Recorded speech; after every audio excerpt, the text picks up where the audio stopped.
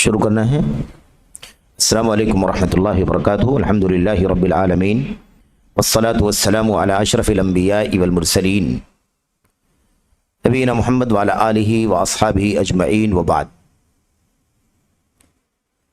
جدید مناہج کی حقیقت کے آج کے اس دوسرے سیشن میں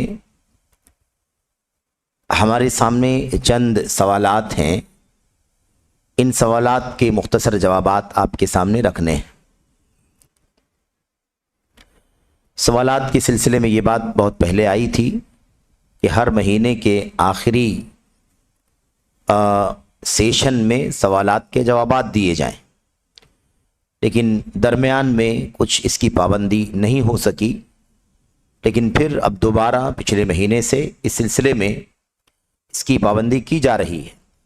پچھلے مہینے کے آخری ہفتے میں چونکہ یہ کام نہیں ہو سکا، اس لیے آج کے اس مہینے کے آج کا جو پہلا دن ہے، اسی موقع پر اس دوسرے سیشن میں چند سوالات کے جوابات دیے جا رہے ہیں۔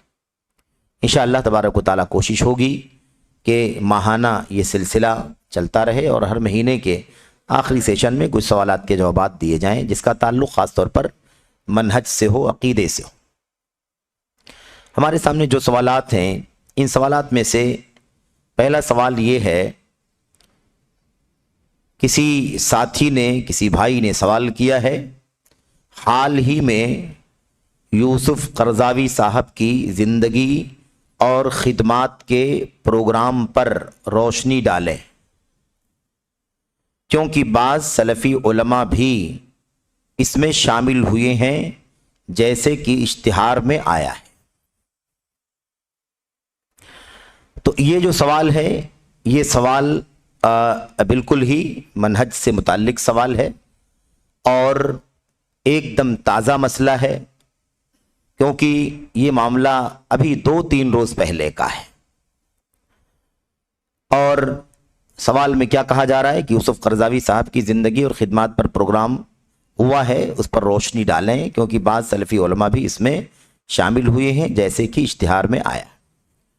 تو دیکھیں، جو یوسف قرضاوی صاحب کی زندگی، خدمات اور حیات پر جو پروگرام منعقد ہوا ہے، یقیناً ہمیں بھی اس کی اطلاع ہوئی اور اشتہار بھی ملا انگریزی زبان میں۔ اسی طرح سے ایک ویڈیو اشتہار بھی ملا، جو افسوس کے ساتھ کہنا پڑتا ہے کہ ایک بے پردہ چہرہ کھلا ہوا ایک بے پردہ نوجوان بچی کے ذریعے سے وہ اشتہار کرایا گیا۔ یعنی ڈاکٹر یوسف قرضاوی کی حیات و خدمات کے اس پروگرام کی تشہیر، اس کا اشتہار کیسے کرایا گیا؟ ایک تو اشتہار جو کاغذ میں چھپتا ہے، فلاں تاریخ کو فلاں جگہ فلاں پروگرام ہونے والا ہے، اس کے بعد ویڈیو کی شکل میں ایک اشتہار کیا گیا اور اس ویڈیو میں ایک نو عمر بچی چہرہ کھول کر کے وہ اس پروگرام کا اشتہار کر رہی ہے، فلاں فلاں تاریخ کو فلاں فلاں جگہ یہ پروگرام ہو رہا ہے، ڈاکٹر یوسف قرضاوی کی زندگی پر، ان کی حیات و خدمات پر یہ بچی کر رہی ہے۔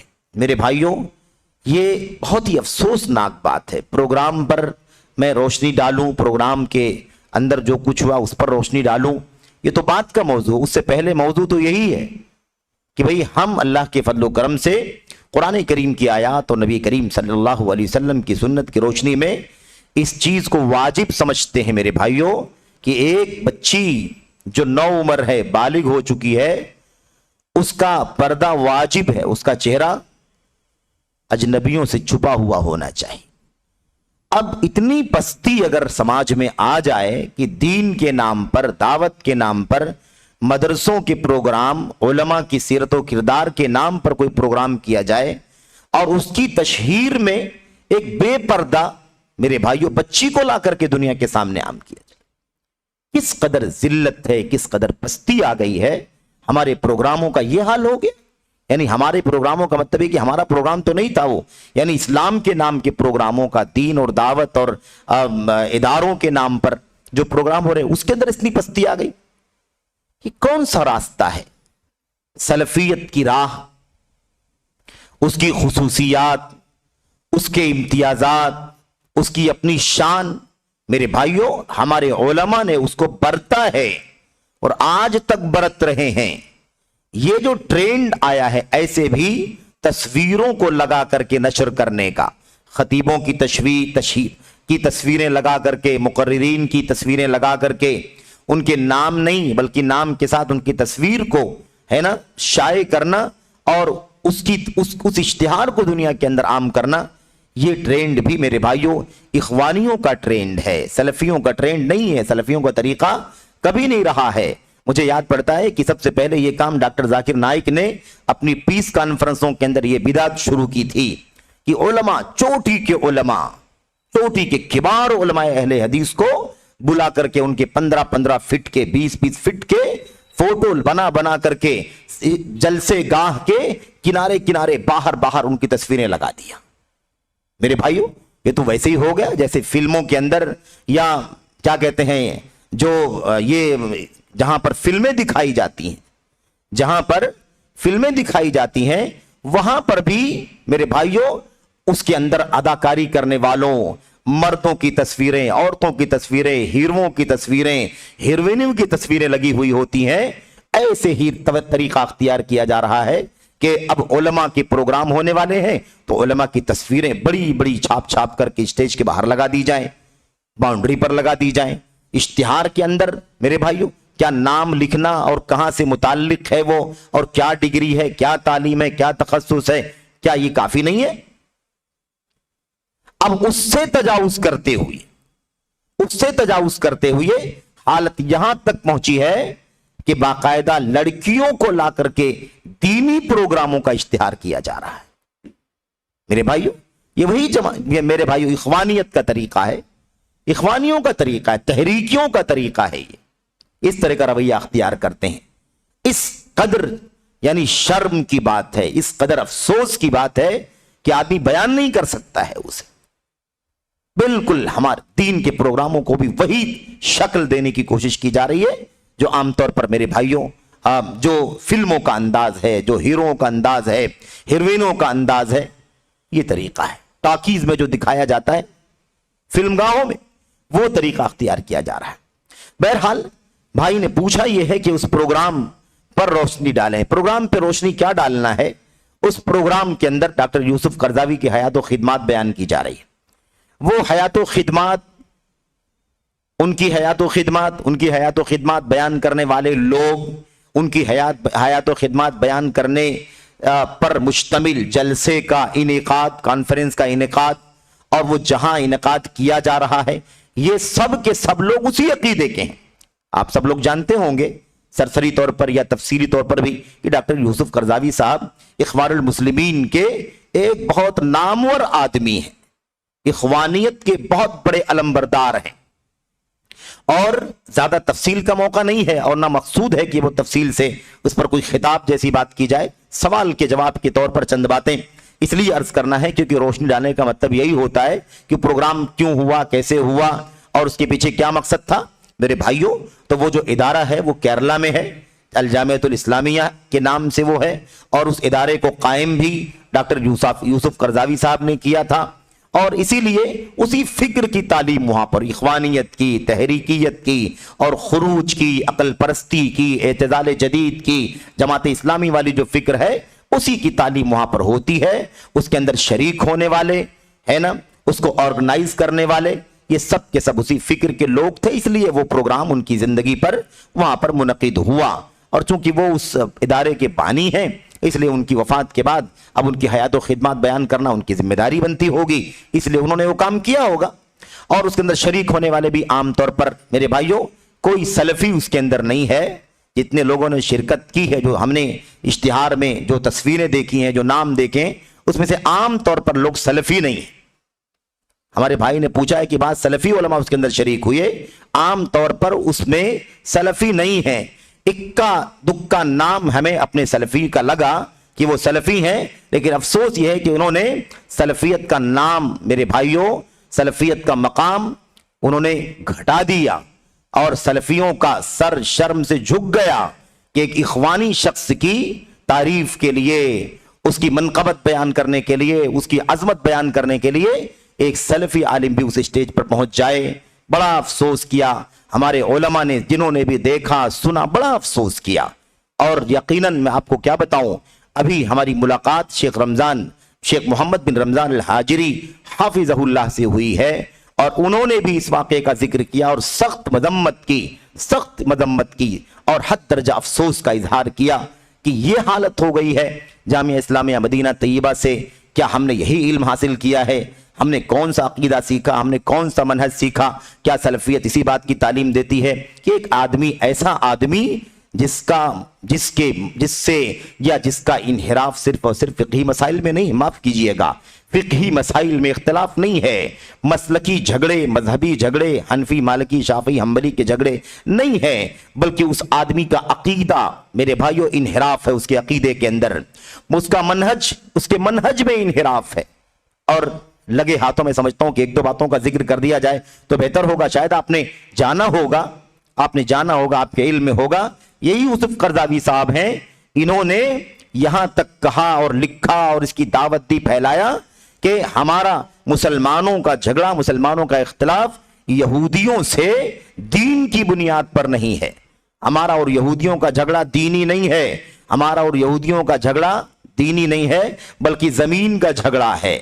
जमीन का झगड़ा है, यानी फलस्तीन में जमीन का झगड़ा है कि कौन किसकी जमीन है और कौन किसकी जमीन पर कब्जा कर रहा है। ये जमीनों के झगड़े हैं, ये अकीदे का झगड़ा नहीं। मेरे भाइयों, आप अंदाजा लगाएं, इस्लाम ने अपनी आमद के साथ ही सारे अदियान और मज़ाहिब को बातिल कर दिया है, खत्म कर दिया है।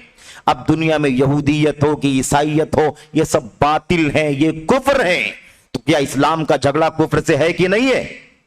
इस्लाम का झगड़ा यहूदियत से है तो कुफ्र से है कि नहीं? इस्लाम का झगड़ा ईसाइयत से है तो इसलिए है कि नहीं है कि यहूदियत और ईसाइयत कुफ्र हैं? मेरे भाइयों, हमारा यहूदियों का झगड़ा, मुसलमानों का झगड़ा यहूदियों से, ये दीन का झगड़ा है, अकीदे का झगड़ा है। वो शिर्को कुफ्र करने वाले लोग हैं, हम तौहीद के अलमबरदार हैं। दोनों में जमीन आसमान का फर्क है। और इसकी उन्होंने दावत दी कि यहूदियों से मोहब्बत रखो, यहूदियों को करीब करो, वो तुम्हारे भाई हैं, उनसे नफरत नहीं होनी चाहिए, उनसे हमारा झगड़ा दीन की बुनियाद पर नहीं। यही यूसुफ करज़ावी है मेरे भाइयों, जिन्होंने ये कहा कि अगर अल्लाह तबारक व तआला भी आसमान से उतर कर इलेक्शन में शरीक हो जाए तो अल्लाह तबारक व तआला को भी 99% वोट नहीं मिलेंगे। इस तरह से रब्बे ज़ुल-जलाल की तौहीन करने का काम किया। अल्लाह तबारक व तआला की तौहीद, अल्लाह तबारक व तआला की अजमत पर पट्टा लगाया। इस तरह की अकीदा रखने वाला, और हमारे चोटी के उलमा जो सलफियत के उलमा है, अल्लामा इब्न उसैमीन रहमतुल्लाह अलैह, उन्होंने कहा कि इस तरह का अकीदा रखने वाला आदमी दायरे इस्लाम से खारिज हो जाता है। और ऐसा आदमी इस बात पर, इस अकीदे की बुनियाद पर दायरे इस्लाम से खारिज हो चुका है। ऐसे शख्स से तौबा कराई जाए, फ़इन ताबा युस्तताब फ़इन ताब व इल्ला कुतिल, ऐसे शख्स से तौबा कराई जाए, अगर तौबा कर ले तो ठीक है, वरना उसे हद्दन मुर्तद्दन कत्ल कर दिया जाए। ऐसे अकायद रखने वाला आदमी, और ये तो मतलब गैज़ुम मिन फैज़, बहुत कुछ में से चंद कतरे हैं ये, क्योंकि हमारा भी ये मौजू नहीं है, ये मौका नहीं है कि हम इस पर सारी बात करें। इंशाअल्लाह कोई मौका आएगा तो तफसील से गुफ्तगू की जाएगी, उनके लफ्ज़िशों को, उनकी ज़लालतों को, उनके इन्हिराफात को, उनकी बदअकीदगी को, उनके मनहज के फसाद को दलाइल और हवालों के साथ इंशाअल्लाह तबारक व तआला घंटे, 2 घंटे, 3 घंटे में आपके सामने बयान किया जाएगा, ताकि ये ज़लालतें दुनिया के सामने आए। उनकी कारकर्दगी पर कॉन्फ्रेंसें हो रही, उनकी खिदमात पर कॉन्फ्रेंसें हो रही हैं, उन्हें आलम इस्लाम का सबसे बड़ा दाई और मुबल्लिग साबित किया जा रहा है। यह भी तो बताने की जरूरत है कि वो दाई हैं तो किस मनहज के दाई हैं, वो अगर मुबल्लिग हैं तो किस मनहज के मुबल्लिग हैं, उनका अकीदा क्या है, उनका ईमान क्या है, उनका मनहज क्या है। अकीदे में मेरे भाइयों गुमराही, और मनहज में गुमराही, फिक्र में गुमराही, नजरियात में गुमराही, हर जगह आपको गुमराही की भरमार नजर आएगी।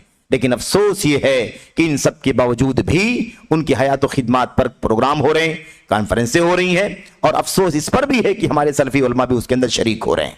मेरे भाइयों, मुझे दुख है, हद दर्जा दुख है उन उलमा से जो सलफियत के दाई हैं और उसके बावजूद भी ऐसे स्टेजों के की जीनत बने और वहां जाकर के तारीफ करके आए।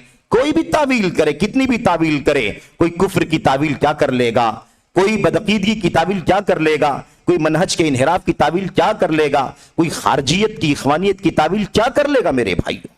کوئی تعویل کی بات نہیں ہے۔ کوئی جھگڑا فقہی مسئلے کا ہوتا، کسی مسلکی اختلاف کا مسئلہ ہوتا، ہم سے زیادہ روادار کوئی نہیں ہے دنیا کے اندر، ہم سے زیادہ روادار کوئی نہیں ہے۔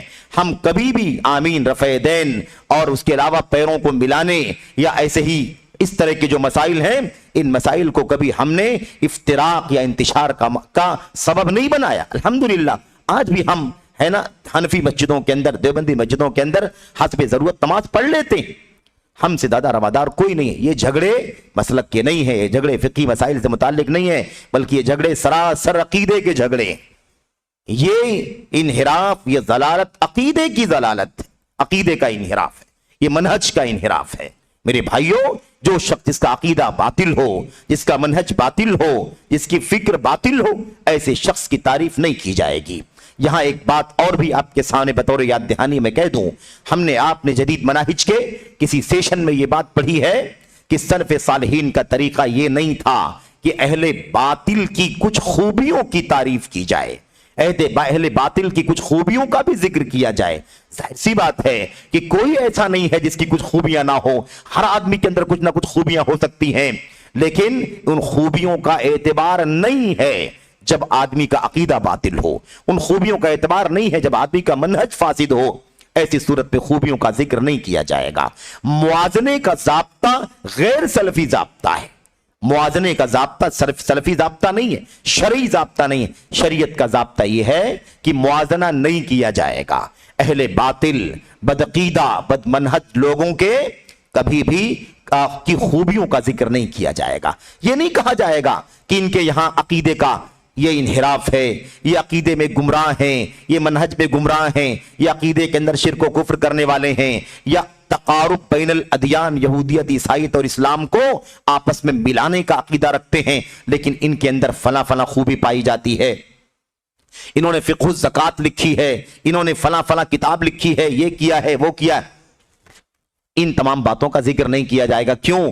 اس لیے کہ اگر ہم نے ان کی خوبیوں کا ذکر کیا تو اس کا مطلب یہ ہوگا کہ ہم نے ان کے باطل عقیدے کو تسلیم کر لیا، ان کے باطل منہج کو میرے بھائیوں نظر انداز کر دیا۔ کوئی بات نہیں ہے، یہ عقیدہ باطل ہے چلے گا، یہ منہج خراب ہے تب بھی چلے گا، کیونکہ ان کی یہ خوبیاں ہیں، ان کے یہ کمالات ہیں۔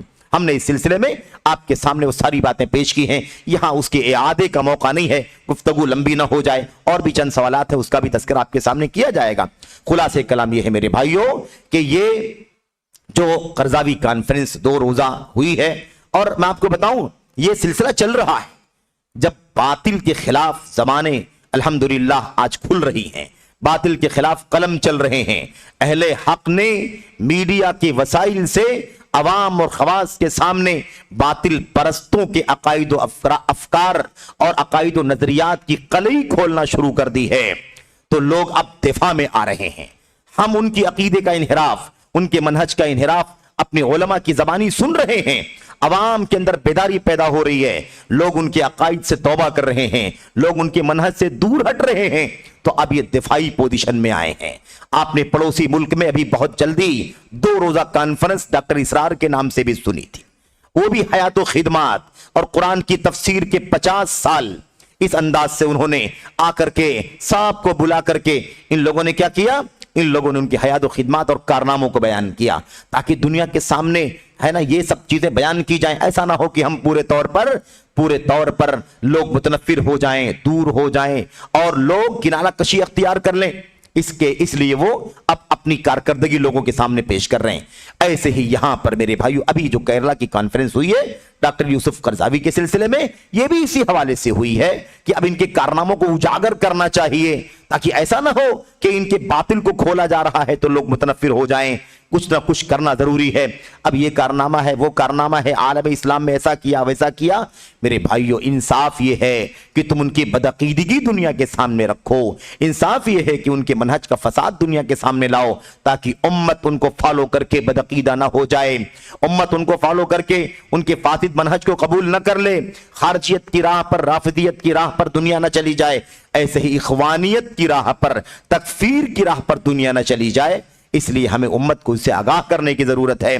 اب یہ کتنے افسوس کی بات ہے کہ ہم پہنچ جائیں اور ان کی تعریف کرنا شروع کر دیں۔ میرے بھائیوں، ٹھیک ہے، میں نہیں کہتا کہ چند مسائل پر رد بھی کیا گیا، چند مسائل پر تنقید کی گئی ہے، اس سے انکار نہیں ہے، لیکن وہ چند مسائل جن پر تنقید کی گئی ہے وہ ہلکے مسائل تھے، وہ فقہی مسائل تھے، وہ بالمقابل ان مسائل کے جو مسائل عقیدے کے مسائل ہیں، جن کا تعلق کفر و ایمان سے ہے، ان مسائل سے مقابلے میں جن کا تعلق منہج کے فساد سے ہے، منہج کے صلاح سے ہے، ان مسائل کے مقابلے میں ہلکے مسائل ہیں، معمولی مسائل ہیں۔ اس سے کوئی آدمی بریو ذمہ نہیں ہو سکتا کہ ہم نے 2-3 غلطیوں کا تذکرہ کر دیا ہے۔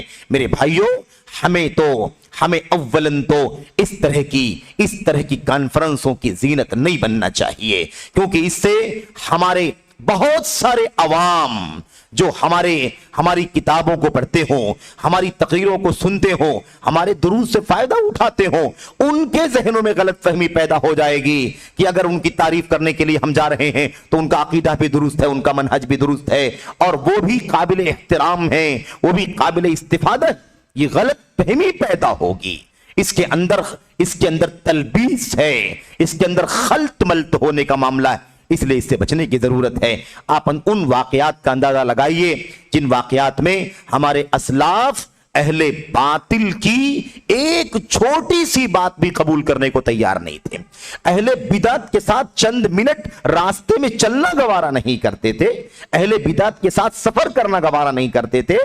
ہمارے اسلاف کہا کرتے تھے، ایک بدعتی میرے ساتھ اکٹھا ہو جائے، کسی کمرے میں، کسی گھر میں میرے ساتھ ایک بدعتی اکٹھا ہو جائے، مجھے یہ گوارا نہیں ہے، میرے ساتھ کوئی خنزیر رہے، میرے ساتھ کوئی کتا رہے وہ گوارا ہے، لیکن میرے ساتھ کوئی بدعتی رہے مجھے یہ گوارا۔ ہمارے اسلاف کا تو یہ طریقہ تھا میرے بھائیوں۔ یہ بہت خطرناک مسئلہ ہے۔ اللہ واسطے ہمیں اللہ تبارک و تعالیٰ سے دعا کریں کہ اللہ تعالیٰ ہمیں اور آپ کو منہج اور اصولوں کی گہرائی کو سمجھنے کی توفیق عطا فرمائے۔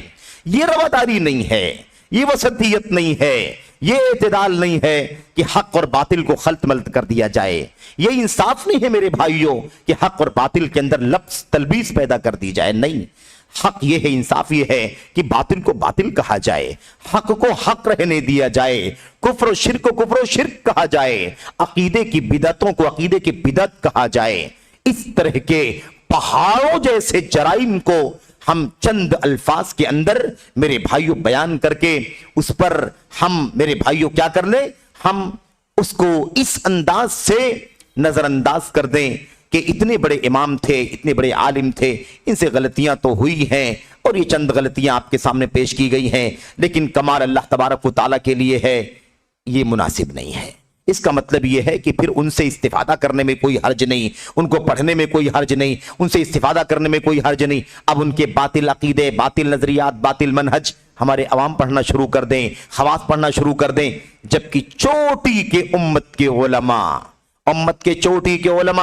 میرے بھائیو، مملکت سعودی عرب کے چوٹی کے علماء، علامہ ابن عثیمین رحمت اللہ علیہ، علامہ شیخ صالح بن فوزان الفوزان حفظہ اللہ، اور ان کے علاوہ دیگر علماء میرے بھائیو، علامہ البانی رحمت اللہ علیہ اور علامہ عبدالعزیز بن عبداللہ بن باز رحمت اللہ علیہ، یہ سارے علماء، اور آج بھی جو علماء کرام الحمدللہ موجود ہیں، شیخ میرے بھائیو سلیمان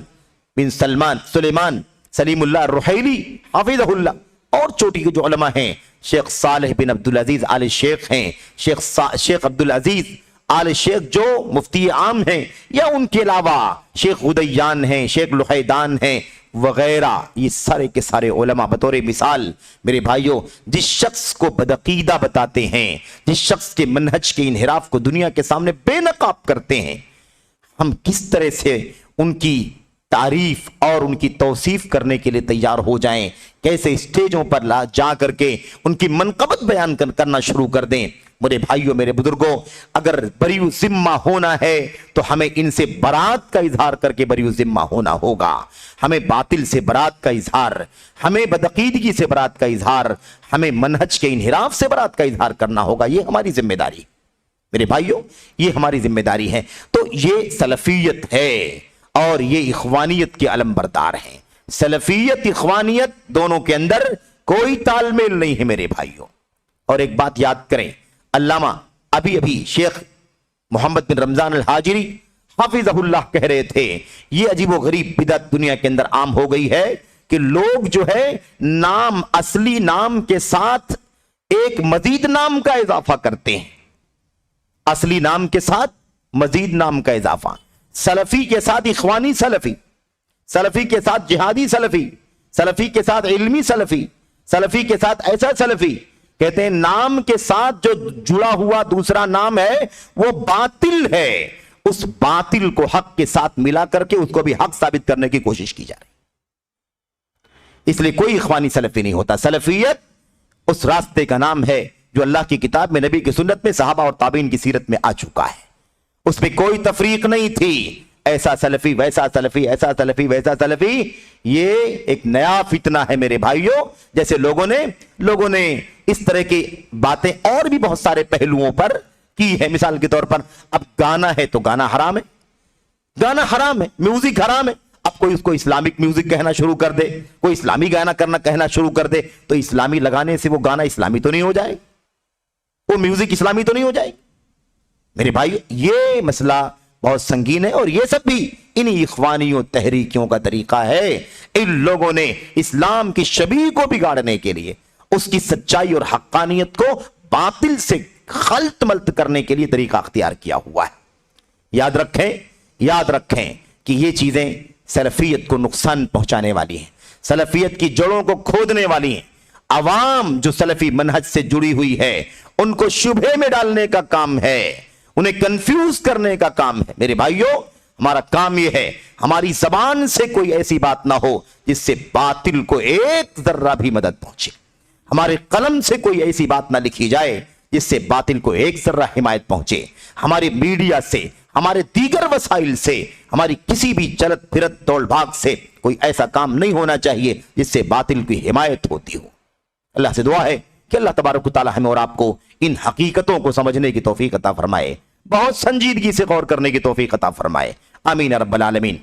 اگلا سوال جو ہمارے سامنے ہے وہ سوال بھی منہج سے متعلق ہے، اور سوال میں پوچھا جا رہا ہے کہ منہج کرنا کیسا ہے؟ یہ سعودی عربیہ نہیں ہے، یہاں دعوت دینا ہے تو منہج کی رٹ نہیں لگانا چاہیے۔ عجیب حال ہے، کیسا خلط ملط ہے سوال کے اندر خلط ملط ہے۔ منہج کرنا کیسا ہے؟ یہ سعودی عرب نہیں ہے، یہاں دعوت دینا ہے۔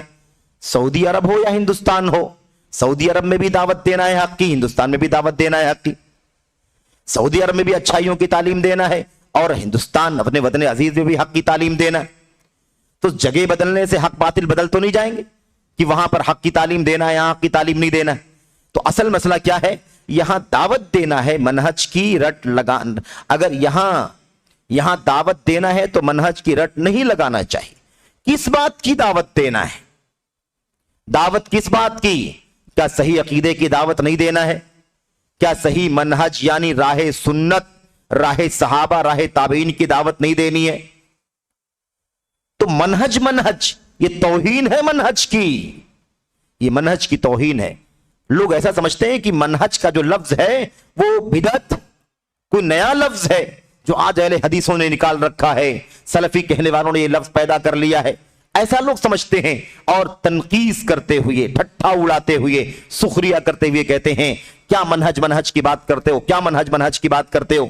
میرے بھائیوں، یہ منہج کے لفظ کی توہین ہے، جبکہ یہ لفظ قرآن کا لفظ ہے، یہ لفظ سنت کا لفظ ہے، یہ لفظ سلف صحابہ کرام کے بعد صحابہ تابعین اور ائمہ دین کی سیرت کا لفظ ہے۔ قرآن کریم اللہ تبارک و تعالی نے فرمایا لِكُلٍّ جَعَلْنَا مِنْكُمْ شِرْعَةً وَمِنْهَاجًا۔ اللہ تبارک و تعالی فرماتا ہے ہم نے تم میں سے ہر ایک کے لیے شریعت بنائی ہے اور ایک منہاج بنایا ہے۔ منہاج کہو، منہج کہو، نہج کہو، کوئی فرق نہیں ہے، سارے الفاظ ایک ہی معنی پر جاتے ہیں۔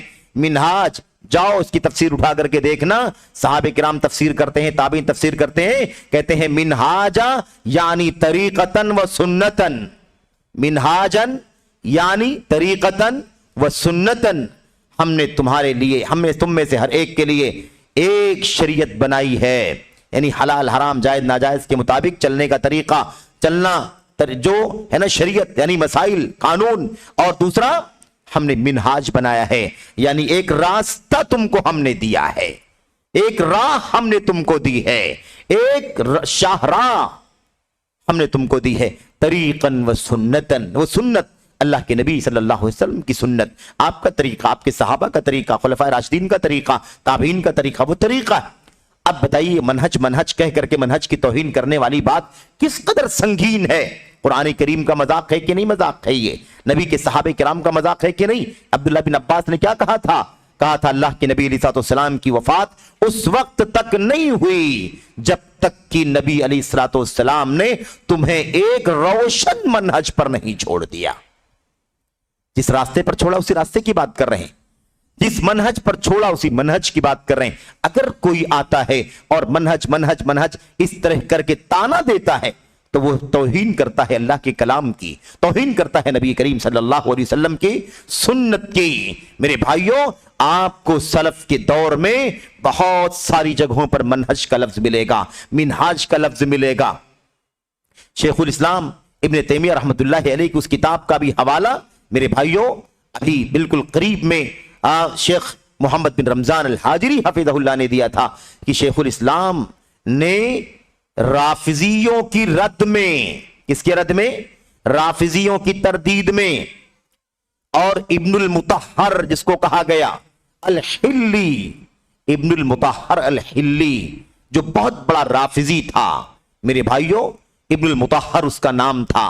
इब्नुल मुतहहर अल हिल्ली की तरदीद में, उसके रद्द में, उसकी शुबहात के जवाब में अल्लामा इब्न तैमिया रहमतुल्लाहि अलैहि ने किताब लिखी मिनहाजुस सुन्नतिन नबविय्या, मिनहाजुस सुन्ना, सुन्नत रसूल सल्लल्लाहु अलैहि वसल्लम का मनहज, सुन्नत का मनहज। ये बातिल की तरदीद में मनहज का इस्तेमाल किया गया कि नहीं इस्तेमाल किया गया। राफिजियत की रद्द में 9-10 जिल्दों में किताब लिखी गई और उस पर उसका किताब का नाम क्या है मेरे भाइयों? मिनहाजुस सुन्ना, सुन्नत का मनहज, सुन्नत का रास्ता ये है।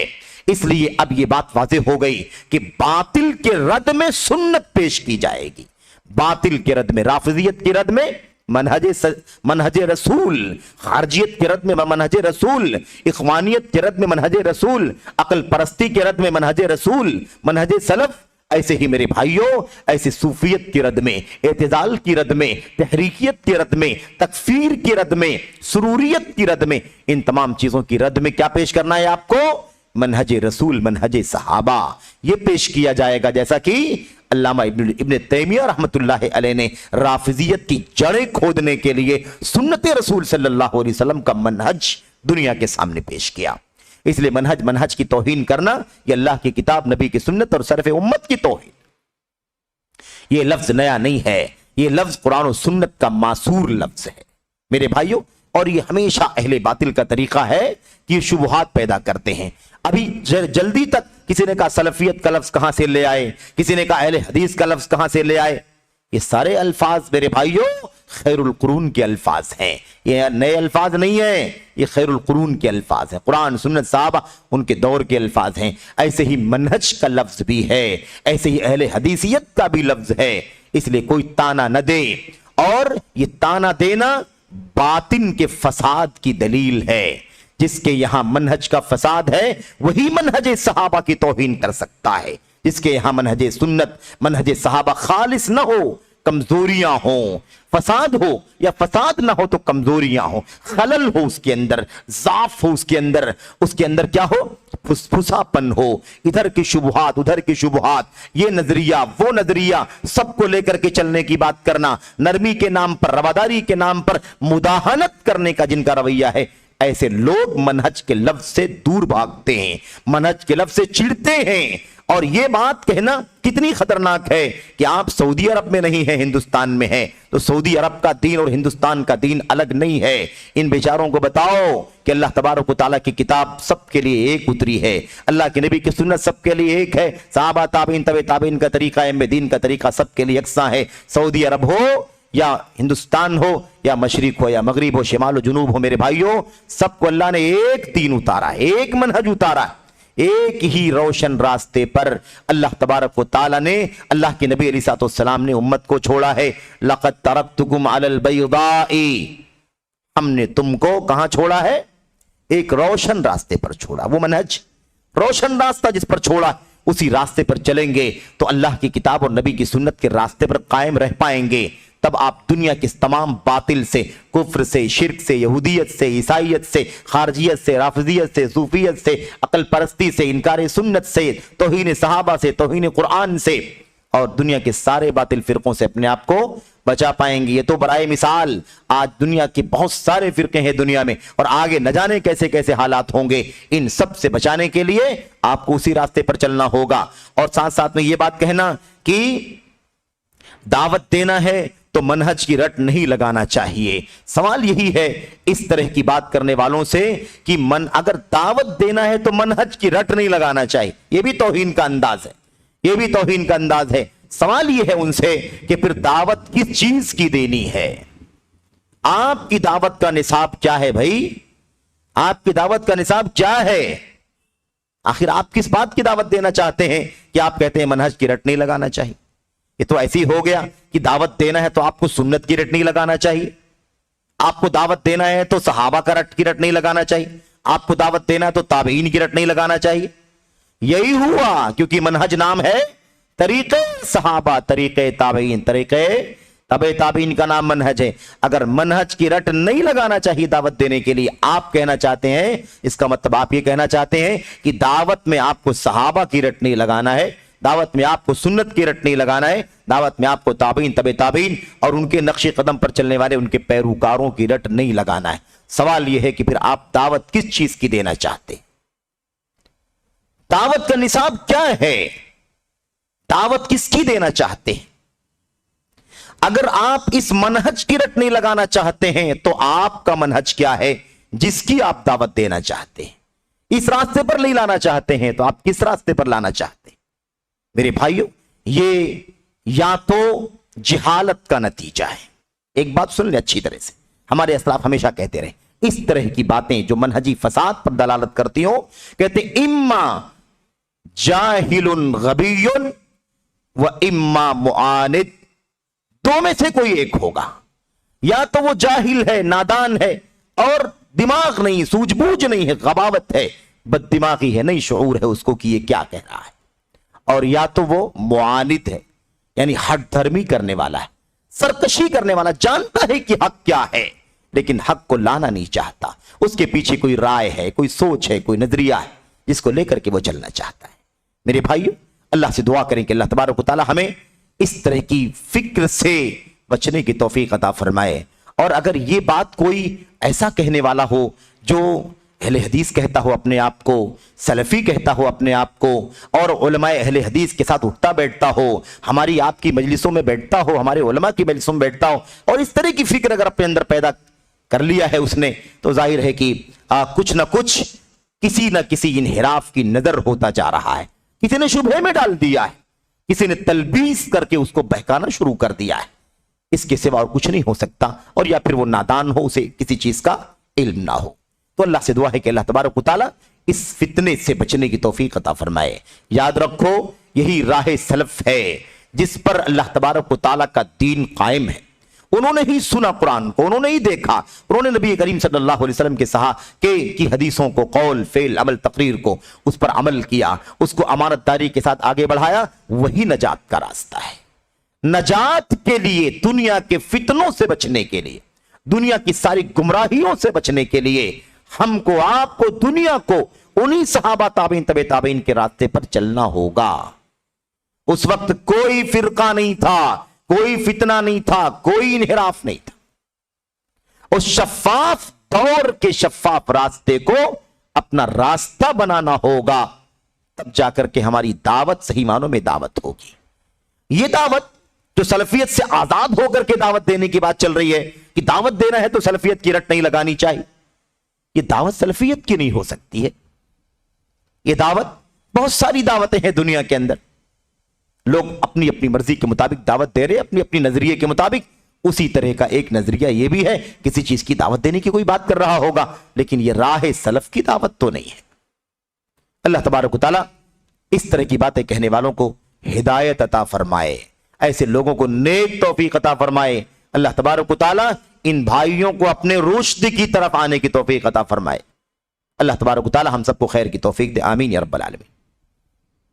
ایک سوال ہمارے سامنے اور بھی ہے، کیا سوال کرنے والے نے سوال کیا ہے، کیا سینٹرز یا جمعیت و جماعت جنت میں لے جانے والی ہے؟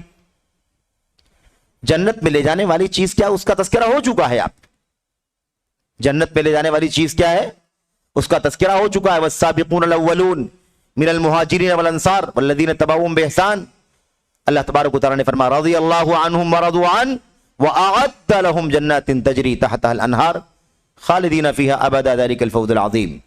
صحابہ کرام کا، انصار کا، مہاجرین کا راستہ اور ان کی پیروی، ان کے پیچھے چلنے والے، ان کی اتباع کرنے والے، اللہ ان سے راضی ہو چکا ہے، یہ اللہ سے راضی ہو چکے ہیں۔ اللہ نے ان کے لیے جنت میں نعمتیں تیار کر رکھی ہیں، وہ ان جنتوں میں، ان باغ و بہار میں ہمیشہ رہیں گے۔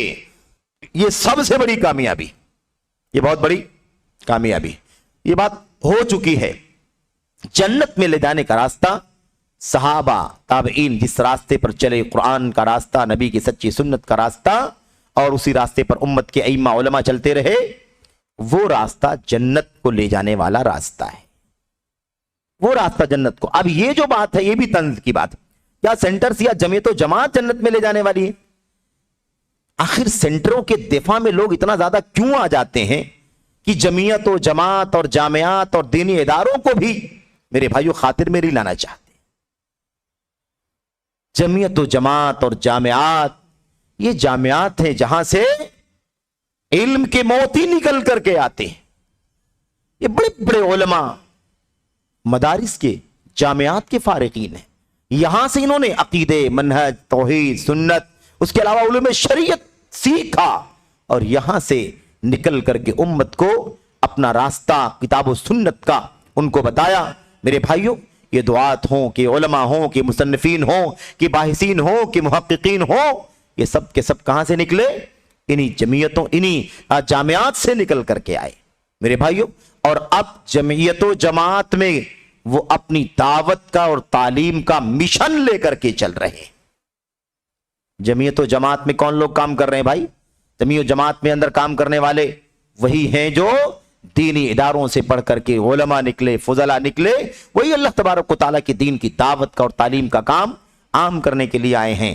وہ قرآن و سنت کی تعلیم دے رہے ہیں، قرآن و سنت کی دعوت دے رہے ہیں، سلف کا راستہ بتلا رہے ہیں، صحابہ تابعین کا مشن سمجھا رہے ہیں۔ یہی راستہ جس پر وہ چلنے کی دعوت دے رہے ہیں، یہ راستہ جنت میں لے کر کے جائے گا۔ اور یہ علماء اور جمعیت و جماعت کے پلیٹ فارموں سے یہ مشن دعوت کا، تعلیم کا لے کر چلنے والے علماء، یہ اصل میں امت کے عوام کو جنت کا راستہ دکھانے والے ہیں، جنت کے راستے کی رہنمائی کرنے والے ہیں، ہدایت دینے والے، ہدایت بمعنی ارشاد، راستہ بتانے والے، رہنمائی کرنے والے۔ یہ ہے، یہ کہنا کہ کیا سینٹرز یا جمعیت و جماعت جنت میں لے جانے والے ہیں، یہ اصل میں جمعیت اور جماعت کے مقابلے میں سینٹرز کی جو بات عام طور پر میڈیا پر چلتی رہتی ہے، اس کا دفاع کرنے والے دفاع کرتے رہتے ہیں، یہ اسی تناظر میں یہ سوال ہے۔ میرے بھائیوں، جنت میں لے جانے والا وہ مشن ہے، وہ منہج ہے جو جنت میں لے کر کے جائے گا۔ اس لیے اللہ واسطے اس منہج کی تلاش کرو، وہ منہج جہاں سے مل رہا ہے اس جگہ پر پہنچ کر کے اس منہج کو سیکھو۔ اور جمعیت اور جماعت کا مشن اللہ کی توحید اور نبی کی سنت کو عام کرنا ہے۔ سینٹروں سے اللہ تبارک و تعالیٰ کی خالص توحید اور سنت کی نشر و اشاعت ہو، اور جماعتی مشن کے ساتھ، جماعتی نظم و ضبط کے ساتھ اگر کوئی سینٹر کام کرے تو پھر کوئی اعتراض کی بات نہیں ہے۔ کوئی سینٹر کسی تقاضے کے مطابق کسی علاقے میں دور دراز جہاں کام کرنے کے لیے آپ کو کوئی نظام قائم کرنا پڑے گا، وہاں پر اگر قائم کرے اور جمعیت اور جماعت کے علماء اور بڑے ذمہ داران سے ربط ضبط اور رائے مشورے کے ساتھ، تاکہ حالات اور تقاضوں پر ان کی نظر ہے، ان سے فائدہ اٹھا کر کے ان کی رہنمائی میں کام کریں، کوئی حرج کی بات نہیں، اس کے اندر کوئی اس کی مذمت نہیں کرتا۔ مسئلہ کہاں آ جاتا ہے؟ مسئلہ آ جاتا ہے مستقل بالذات ہونے کا، اپنی مرضی، اپنا نظریہ، اپنی سوچ، اور پھر اس میں اپنے آپ کو پورے طور پر آزاد. مسائل کھڑے ہوں گے تو جمعیت جماعت دفاع کرے، مسائل کھڑے ہو جائیں تو جمعیت جماعت نرغے میں آ جائے. میرے بھائیوں، کیوں نہ پہلے سے ہی جمعیت اور جماعت کے ساتھ ربط ضبط کے ساتھ کوئی کام کریں، کیوں نہ جماعت کے علماء کے ساتھ ربط ضبط رکھتے ہوئے کام کریں، کیوں نہ اپنی ذمہ داروں کی ذمہ داری اور ان کے تجربے سے فائدہ اٹھا کر کے کام کریں، ان کی رائے سے کام کریں. جنہیں حالات سے اچھی آگاہی ہے، جن کی نظر ہے، جو امت کے خیر خواہ ہیں، جو حالات ظروف کے تقاضوں کو سمجھتے ہیں، ان کے ساتھ کیوں نہ آپسی ربط ضبط اور تال میل کے ساتھ اور آپس میں رائے مشورے کے ساتھ کیوں نہ کام کیا جائے کہ یہ کام بابرکت زیادہ ہوگا، نفع بخش زیادہ ہوگا، اور ٹکڑیوں میں بٹنے کے بجائے ایک ہو کر کے کام ہوگا. تو اس کے اثرات بھی مقامی طور پر، علاقائی طور پر، ملکی طور پر، عالمی طور پر اس کے اثرات کیا ہوں گے؟ بہت زیادہ پختہ اور مضبوط میرے بھائیوں مرتب ہوں گے. ہمیں اس کو سمجھنے کی ضرورت ہے. تو اس طرح کی بات کرنا نہایت نادانی کی بات ہے کہ کیا وہ جنت میں لے کر کے جائے گا، کیا وہ جنت میں لے کر کے جائے گا. یہ وہی ہم نے کہا کہ یا تو ناسمجھی ہے، یا تو غباوت ہے، ناسمجھی ہے، نادانی ہے، اور یا پھر ہو سکتا ہے اللہ تبارک و تعالیٰ بچائے کہ کسی کے دل کے اندر یا کسی کی سوچ کے اندر عناد ہو، سرکشی ہو، تو اس طرح کی بات کر رہا ہو، ہے نا، اس طرح ہو سکتا ہے. تو اللہ تبارک و تعالیٰ سے دعا کریں کہ اللہ تبارک و تعالیٰ اس طرح کی سوچ سے امت کو بچنے کی توفیق عطا فرمائے. بہت ہی زیادہ سنجیدہ ہو کر کے، بہت ہی زیادہ سلجھی سوچ کے ساتھ ہمیں مشن کی حقیقت کو اور اس کے بڑے ذمہ داروں کو، بڑے علماء کو میرے بھائیوں اپنا آئیڈیل بنا کر کے کام کرنے کی توفیق عطا فرمائے. اس میں بہت زیادہ خیر ہے، اس میں بہت زیادہ برکت ہے. ورنہ کسی کے پیچھے سیاست ہو، کسی کے پیچھے مادہ ہو، کسی کے پیچھے شہرت ہو، کسی کے پیچھے کچھ ہو، اس طرح کے راستے اگر کوئی پکڑ لیتا ہے تو اللہ تبارک و تعالیٰ اس مشن سے میرے بھائیوں جتنا زیادہ فائدہ نہیں ہوگا، اندیشہ ہے کہ نقصان اس سے زیادہ ہوگا. اس لیے اللہ تبارک و تعالیٰ ہمیں اور آپ کو اس سے بچنے کی توفیق عطا فرمائے. آمین یا رب العالمین. جمعیت اور جماعت کے جو مشن پر کام ہوا ہے، ہو رہا ہے، کمی بیشی ہو سکتی ہے. کمی بیشی کو دور کرنے کے لیے سنجیدگی سے بات کرنے میں کوئی حرج کی بات نہیں، رائے مشورہ دینے کرنے میں کوئی بات نہیں. اگر میرے بھائیوں اس طرح کی چیزوں کو ہم اگر قبول کر لیں تو انشاءاللہ تبارک و تعالی سارا کام بڑا بابرکت ہو جائے گا اور ساری سرگرمیاں بہت زیادہ مؤثر اور نتیجہ خیز ہو جائیں گی. اللہ تبارک و تعالیٰ کی ذات سے امید ہے. اللہ تعالیٰ ہمیں اس کی توفیق عطا فرمائے. یہ چند سوالات تھے، ابھی مزید اور سوالات باقی ہیں. ان سوالات کے جوابات انشاءاللہ تبارک و تعالیٰ اگلے سیشن میں آپ کے سامنے پیش کیے جائیں گے. اللہ سے دعا ہے کہ اللہ تعالیٰ ہم سب کو عمل کرنے کی توفیق عطا فرمائے. آمین یا رب العالمین. وصلی اللہ وسلم وبارک علی نبینا محمد وعلی آلہ وصحبہ اجمعین. والسلام علیکم ورحمۃ اللہ وبرکاتہ.